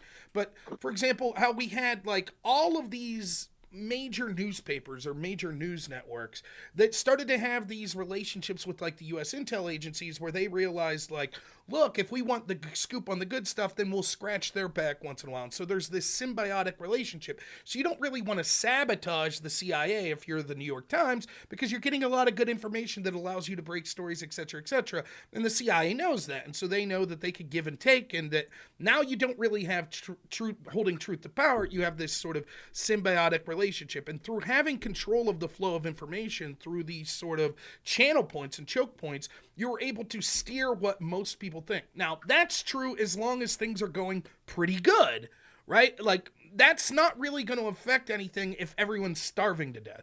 Then you're not going to, having the choke points on the control of information isn't going to be as successful. So I think two things are occurring right now. I think one, that you see with Elon Musk buying X and sort of the ability for people to still push on social media sort of narratives that are counter to what the establishment official narratives are. I think that's a big part of it. The other big part is the excesses of what the establishment was pushing. And the irony is, none of it was necessary. Like, they could have pushed the Ukraine stuff. They could have even got away with the COVID stuff. The straw that broke the camel's back, believe it or not, in my opinion, is the trans shit. I really believe it. I believe it was a bridge too far. I believe that people looked at this and was like, no, that is insane. It is absolutely insane. You're claiming that there's not a competitive advantage for biological men to women. You're claiming that biological men should be allowed to enter like women's locker rooms. Like all of this stuff, it I think started to wake people up that was like, this shit's insane. And then when you saw people being canceled for it and you saw people being banned from social media, that then when you also had the things like COVID, and then you see a lot of these wealthy people are being attacked, like people that are into crypto and things like that. All of this led to a conflagration of their excesses getting so crazy that average people were just waking up, and there was an avenue for people to come together and share their sort of beliefs because Elon bought X, and there's other forms of social media that really are more difficult to control than pre-social media when you just had to, the flow of information was basically coming through, corporate-owned media outlets. And so for me, this was a repudiation of a lot of what you saw. So you had the social issues like the trans stuff. You had the border issues that people were waking up to. You had the economic issues that people were waking up to, that they couldn't afford groceries. Meanwhile, the establishment's still running the same old game plan of we'll just control the flow of information and we'll rely on demonizing our opponents as racist, sexist, fascist, etc. And it didn't work. Like, because you could, and I said this over and over with the Biden administration, I don't know why they didn't try to come up with a better answer in 2022 as to what was going on with the border and the economy. They just kept telling people, everything's great. Something's wrong with you if you don't think so. It's your problem. And the problem is, they're not just saying that to me and to Trump voters, they're saying that to Biden voters. They're saying that to Democrat voters.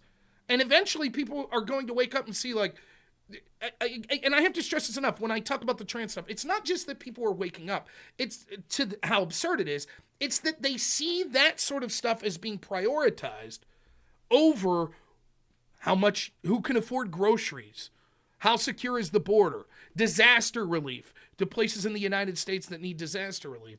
And so that's the most effective attack against Kamala Harris, was she wants to provide taxpayer money for illegals that are in jail that want trans surgery.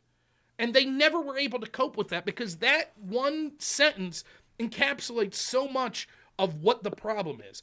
There's this bullshit DEI, completely anti-science, garbage, woke trans stuff that they're pushing, that they're trying to fund, right?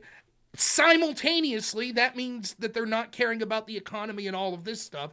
And so I think that it was, a lot of people are repudiating it. And it's just like, listen, we can't take this anymore. The cancel culture stuff, the all this wokeism, it's gone too far. Now, how big a moment do you think was the obvious cognitive decline after it had been denied that was revealed during the presidential debate? I think that it was a pretty big moment, but I don't know. Like, just talking to people that are sort of centrist, and I asked them, like, what was your reason? No one's told me that. And I've probably talked to like a dozen or so people, just people I know in real life. There were people that definitely, when it happened, were like, oh my God. And I think that's when they realized, I'm not voting for Biden. But most of them, when I asked, like, why did you prefer Trump over Kamala Harris? Not many people say because she lied or the Democrats lied about Joe Biden's cognitive decline. For me, I think that should have been huge. And I also think that's a mistake. That's one area I think Trump's team could have focused more on. I don't think they did a great job of constantly reminding people that. But most people were like, they lied about the economy over and over. Like, Kamala Harris never won shit, and I have no idea what she would do. She had all these plans in 2020 that were like, ban fracking, and I'm in Pennsylvania, so like energy's a big issue here. Ban fracking and all of this stuff. And then she's like, well, I've changed. And we're like, well, why? And we don't know. She won't tell us why. And like all this woke stuff, the trans stuff, those are the sorts of or the border. But I haven't had anyone, so I do think that it had some sort, maybe it had an effect that was more subliminal, where people started to realize, like, wow, if they lied about this, what else would they be willing to lie about? So that might not have been on the forefront of their thought when they were voting, but it should be. And it's something that I plan on reminding people over and over again, because it's one thing to sort of mislead people, lie, etc. on complicated issues. How much, here's $87 billion that went to creating EV stations, and only 4 got built. right? But that's complicated because they're going to say, well, wait a minute, but we've laid the infrastructure for more being built in the future, and actually we gave that money to the states, and some of the states use the money for other EV type stuff, and blah, blah, blah. You see, it becomes more difficult. There's more nuance. Even if there's a correct answer there, there's more nuance. But Joe Biden's cognitive decline's cut and dry, and it was obvious for everyone to see. And the average person that only saw little clips of Joe Biden were like, wow, that guy looks like, my grandpa that was suffering through dementia. That's what he looks like. And they were constantly being told, that's outrageous. That's how could you believe wasn't that? It Morning Joe? Wasn't it Morning Joe saying this was the sharpest Biden he'd ever seen? He's ever looked. You had Pete Buttigieg that would say, that's my favorite. Morning Joe, that one's really good, but my favorite was Pete Buttigieg was saying, when I'm talking to engineers and stuff about, as the Secretary of Transportation and Biden comes in the room, we can't keep up with him. Engineers whose entire career is in the field of engineering can't keep up with Joe Biden on the subject because he's so sharp. It just so happens, though, every time the camera comes on, he becomes a vegetable. It's like some weird kryptonite, right? When the camera's on, Joe Biden has dementia. As soon as it turns off, though, he's like, wait, where am I? Oh, my goodness, please don't tell me you put a camera on me again so everyone thinks that I'm an adult old man. No, of course not. I'm sharp as a tack. So yeah, hey, Rob, I know there's guys in the back that really want to talk to you. Hey, keep up the great work, Thank man. you. You're a fabulous channel, and thanks for having me up. No problem. Thank you so much. Always a pleasure, old Joe. Stay warm up there. All right. Raceland, who we talked to about immigration the other day. What's up, Raceland?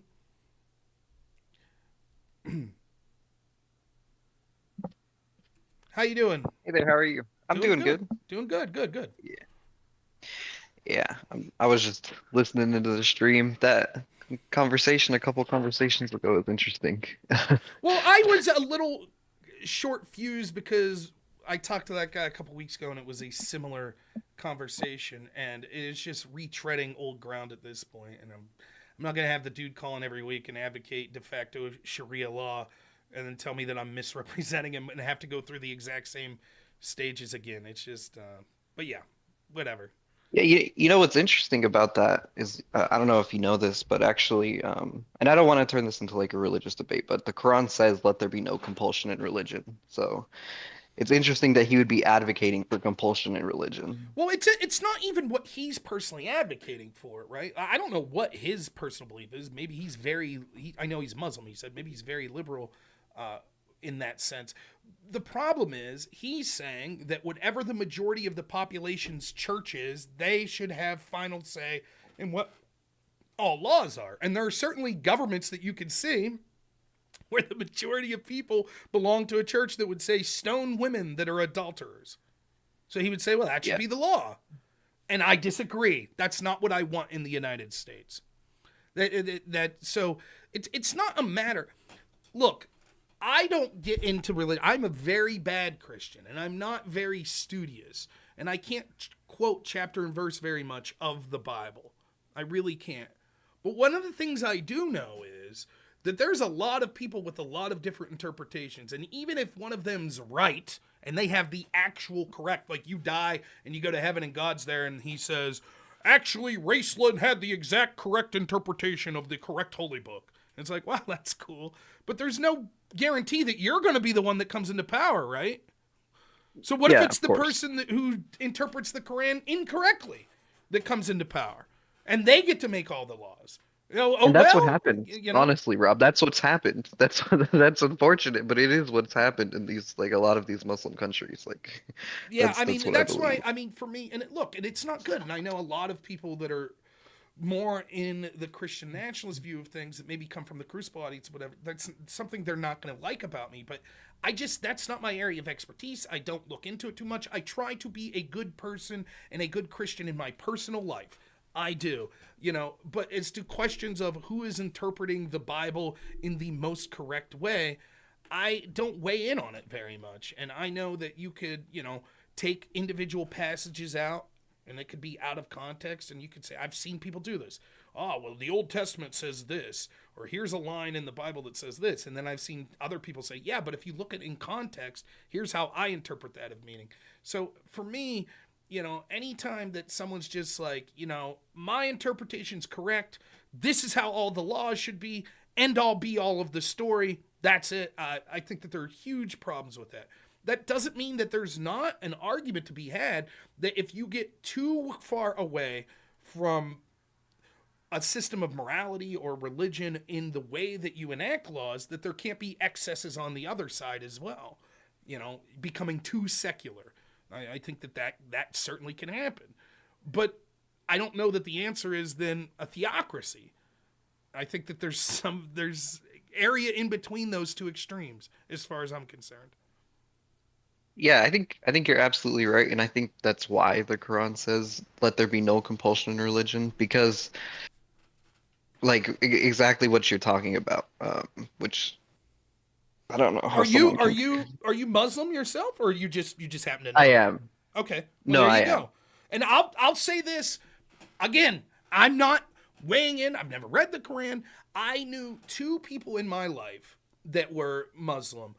Both of them were on the debate team, and the way it worked was a lot of times on the debate team, we went to the small state school that I was at. They had programs where they would intentionally have programs overseas with countries overseas to bring students in.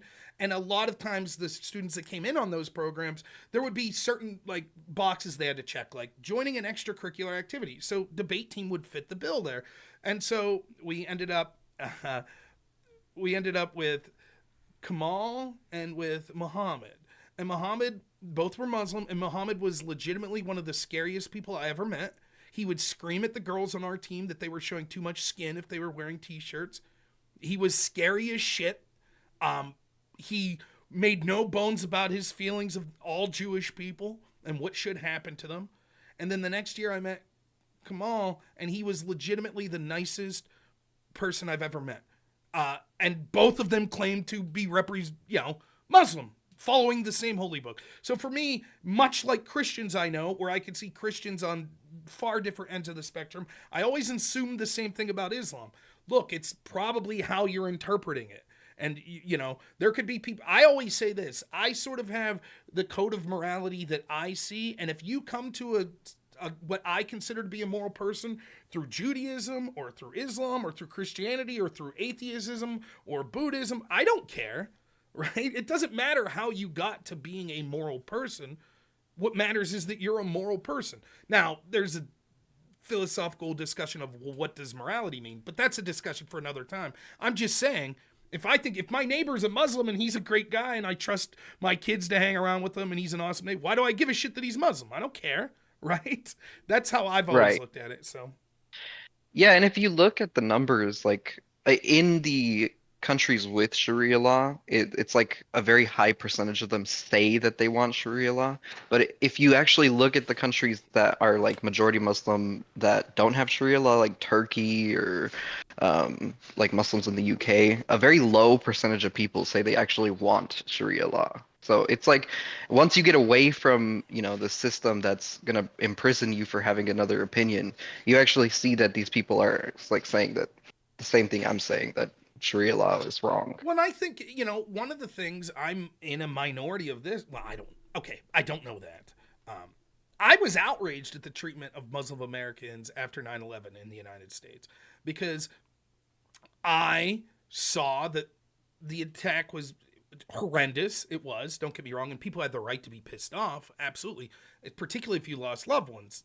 I understand that. I'm not inhuman, right? But the idea that it was just like a pall on all Muslim people, and I get we're all human, so there's going to be initial suspicion, that's fine, and there's certainly countries around the world that export terrorism that are predominantly Muslim, and there's problems with political Islam in certain countries. I won't deny any of that. But what I saw was, like any other stereotype, stereotypes exist for a reason, but you also get rid of them when you have more specific information. So, for example, this is an example I use all the time. There was this guy in New York who happened to be a second-generation Muslim in the United States. I forget what year this was, maybe 2008, 2010, maybe around that, but I could be way off. It might have been after that. He planted a bomb that detonated, and it didn't kill anyone. But what was unique about this situation was it was in New York City, I think there were cameras, and so we actually got to see the explosion. And the authorities found out who it was, and this person's father legally immigrated to the United States and was also Muslim, and he owned a restaurant, a chicken restaurant. This dude, the father, called the FBI several times before his son built this bomb and said, I think my son's being radicalized. Then he's the one who turned his son in after the bomb detonated. And yet still, I watch person after person like, to hell with that guy, that damn Muslim, that's how they all are. This guy literally called the FBI on his son. And you're going to smear him? Like, well, this guy's the problem. He fled countries with Sharia law because he didn't like it. And now you might have criticisms of him as a father. Maybe he made some mistake raising his kid. I don't know. But the point I'm trying to make is you can't just broad label people. And what our government did was despicable. It went into mosques. It violated their Fourth Amendment rights. It violated their rights to religious freedom. It treated every person in these particular mosques that they were looking at like terrorists. And if you're out there and you're like, I don't give a shit, I think Muslims are shitty or whatever, understand that's exactly how MAGA people are being treated now. It's the groundwork was laid. The Patriot Act and all that shit because the scary Muslim terrorists, well, you see where it led. Once you allow it with one group of people, well, when you become the group that's targeted, all of a sudden it's a problem. So it's definitely, I am sympathetic to criticisms that there is something specific that fuels terrorism about Islam in certain areas of the world. I think that's absolutely fair to say.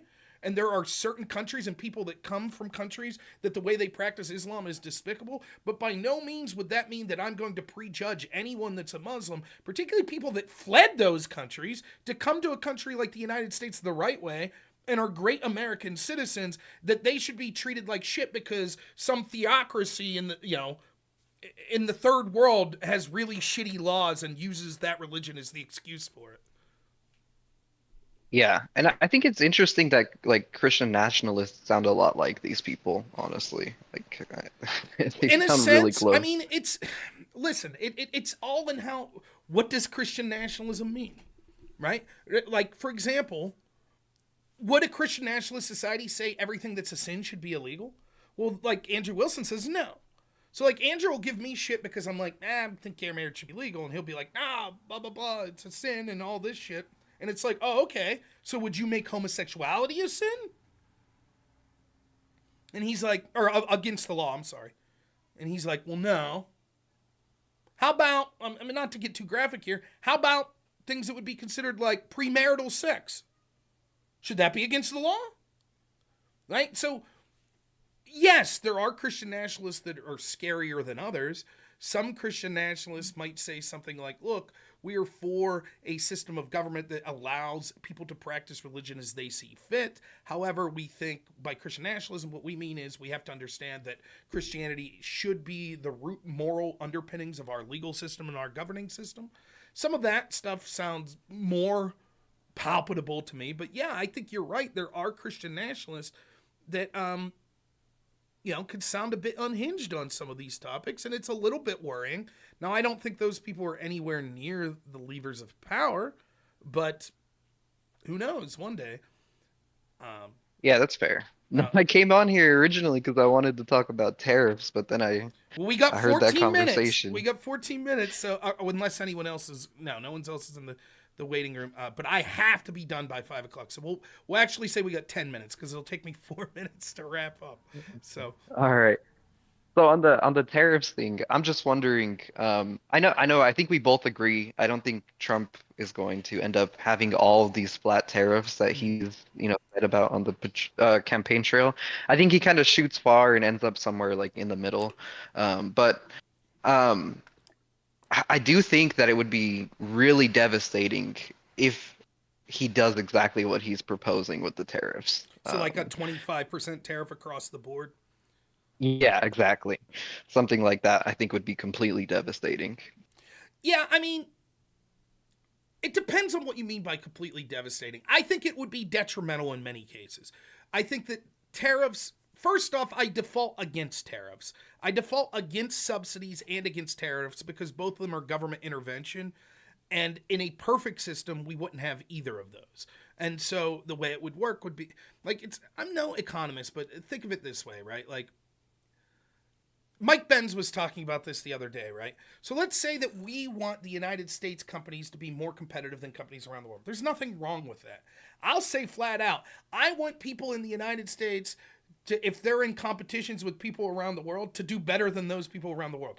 I don't want them to cheat. I don't want them to steal the stuff of the people around the world. But if it comes to company from the United States versus company from UK, I'll cheer default for the company for the United States until I have more specific information. And I think that that should be what our government's prioritizing. So there's nothing wrong with saying we want our businesses to do great. And by the way, there's nothing wrong with Canada saying we want our businesses to do great. You're, what's his name? Polivier, or how do you pronounce it in Canada?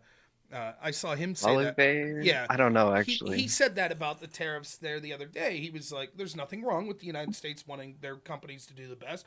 Just like our government should prioritize Canadian companies doing best. Yes, exactly. That's the way it should be. You expect that from me. Just like I want my family to succeed and do great more than I want everyone else's family, right? That doesn't mean that I want everyone else to fail. I'm just saying my position as a father, as a husband, is to prioritize my family. You don't stab other families in the back to get ahead, but you see the point I'm trying to make. So, but the way it would work was, think about it this way. If there were no subsidies, no tariffs, let's say that the United States is growing corn and country in Africa is growing corn, right? Yeah. There's no subsidies, no tariffs. Now, the United States is going to be able to grow corn cheaper than this country in Africa, probably. And the reason for that is probably because they have access to better technology, and so they'll be able to have less of a labor force. They'll be able to grow these crops. But basically what happens is, by the time you would ship that corn off to Africa, the shipping cost and the preservation of the produce, etc., would cost enough that when you got there, to sell that product at a profit probably would be more expensive than the local farmers, etc. The problem is you subsidize it, right? So, and this actually happens, and there's a lot of criticism of this. You'll subsidize U.S. agriculture, then we're able to ship something like corn to Africa cheaper than a local farmer in Africa could produce it. So that farmer in Africa says, what's even the point of this? Because I'm just going to get undercut by these people shipping it in for overseas. I can't compete because it's artificially, that price is artificially lower. And so then what happens is these countries don't become self-sufficient because there's no economic benefit to getting into a big business doing this. So you might grow crops for yourself, for your family, but you're not really doing it as a business, right? The same is true in the opposite end of tariffs, right? And so if you say, well, we want to protect our country's businesses, so what we'll do is we think that our car company, or we'll just use the corn example again. You say, well, the problem is, for whatever reason, Canada is able to manufacture corn far cheaper than the companies in the United States. And so that means these big factory farms in the United States, they can't compete with this cheap Canadian corn coming in. So we're going to tariff the corn at 30%, right? The problem is that once you get involved in that sort of government intervention, it just seems to become this slippery slope that when it ends up happening is that it means that the inefficiencies of bureaucracy, plus then the corruption of bureaucracy, means that in always what will happen is that the person at the end, the consumer and the producers that are actually the necessary people in the chain, they end up getting screwed the most. And so that's in general how I feel about better to leave the free market deal with it than to leave the government intervene. The problem is we don't exist in a bubble. So what if Europe puts tariff on all of our cars? What's the recourse? What would you say? If Europe puts a tariff on all of our cars. The European Union's like, we're going to put a 100% tariff on all U.S. car manufacturers. What's the United States' recourse? You could approach it. You could approach it multiple different ways. You could tariff their cars, or you could provide subsidies to companies. I mean, I don't like either. Right, that's basically your two options. If you want access to that market, you either one say, well, we'll reciprocate with tariffs so that you can't sell your products here, or you subsidize the products to undercut the tariff. So, for example, if their tariff is a 100% tariff, then you subsidize the cars to where Chevy or whatever, I don't even know if Chevy's a United States company at this point, they would be able to manufacture cars and still sell them in Europe with the 100% tariff and still be competitive because of the U.S. subsidy, right? And so for me, yes, across the board tariffs would be bad because they're not smart tariffs. Because what would happen would be, inevitably, things would be caught up that aren't reciprocal. And so Yeah. you'll have things that'll be tariffed that don't deserve to be tariffed that end up costing producers that need access to those products to make whatever it is they're in this country. So, for example, if you're a car manufacturer, maybe you need this, one particular type of engine part that's produced in Europe, and for whatever reason it can only be there. Or a better example would be like computer chips or something like that. So we tariff that, but there's no reason for it. There's no counter tariff, or anything like that. There's no U.S. market that's uncompetitive because of the cheap cost of this computer chip. But we put a tariff on that. Well, then what ends up happening as a result is, in the immediate nature, the consumer is going to eat that cost because the producer has to pay more. They're not going to operate at a loss, so they're going to increase the cost of whatever the end product is, in this case, a car. And so the consumer is going to pay more for that at the end of the day. Now, the hopeful side of that is, then what'll happen is now there'll be an entrepreneur that says, now we can make computer chips in the United States. Because it used to be it wouldn't have been profitable. We would, because this other company's doing it so well in Europe, so it wouldn't have been profitable. So now we could build that company. But two problems with that is, one, that company is going to take years and years before it would come along, right? And in addition to that, there's only so much. You can't, even as great of an economy as the United States is, you can't specialize in everything. Like, inevitably, we're going to have to trade something with other people, right? And then the other problem is, if you're only competitive because of government action, because of government subsidies or government tariff, a lot of entrepreneurs aren't going to jump at that opportunity because they know that political headwinds can change. Right? So I'll just ask you, would you sink like $1 million into a business that will only succeed because the current leadership in government has subsidies or tariffs? I wouldn't. That seems like bad business practice, right? Because if the next guy comes into office and says, never mind, we're getting rid of those tariffs, whoops, your whole business is gone afloat now. So for that reason, I think you're right, that if it were to be applied as simplistically as Trump was saying, that it's just across the board, especially if it doesn't also come in a reduction of things like the income tax at the same time, I think what you'll see is that it will cause inflation and it will be detrimental to consumers in this country. If, however, it's being used as a bargaining chip, like, hey, Mexico, you're going to deal with illegal immigration coming through your country to the United States, or we will tariff you. Hey, Europe, you have these ridiculous tariffs on U.S. automotive. If you don't remove those tariffs, we're going to start tariffing your automotive. I think as a bargaining chip, it makes sense. And if countries say, no, we're not going to change it, fine. Then you do tariff those products from those companies, which will encourage, in that sense, manufacturing in the United States to be better in those. And maybe it'll encourage other trade relationship partners with other countries. So again, the devil's going to be in the details at how it plays out. But I agree with you. I think that a broad, overreaching, just 25% tariff on any good from any country outside the United States is not a good idea. Yeah, I mean, the last thing I'll say on this, because we're running out of time here, is I actually liked Trump's tariffs in his first term, but yeah, the way he was proposing it this time around made me almost vote for like a third party, honestly. But it's I think that he nice talking to you. Yeah, I think he oversimplified it, and I also think we'll see. I mean, I don't know. At this point, it's all speculation into exactly what he'll do, but I'm hoping that it's more intelligent than just straight 25% across the board. That would seem nonsensical. If it's harsher against countries that are our enemies, like China, and more favorable to our allies, like Canada or something, that seems just at base value to make more sense. Why are we tariffing China at the same rate as Spain? That would seem a little weird, but hey, thanks for calling in, man. I appreciate it. Yep, you have a good one. All right, thank you. All right, we got a couple minutes and we go downstairs here. So, got a little shitty there with Abmanar. Man, that guy's a lot of fun to talk to, huh? But no, good calls other than that. So, hope you enjoyed the show. Sorry that it wasn't a little more planned out. Tomorrow we'll be streaming around 7 to 8 o'clock. We'll come up with a show. Maybe we'll take some call-ins then as well. I'll try to set up a debate or something like that. I'm going to go down and put up my Christmas tree and have dinner with my family, so that's the plan. Thank you, Magus, for the follow. I appreciate it. You can't do it, Cody. I got to go.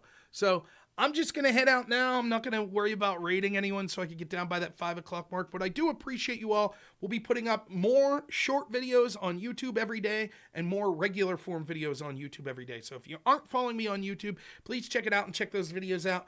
Give a thumbs up on those videos or the live stream on whatever platform you're watching. Thank you so much to any of the financial contributions that people send to me. You could also help me out by just sharing my content with other people. I'd really appreciate that as well. Thank you so much, everyone. You guys are the best. As always, have a good one.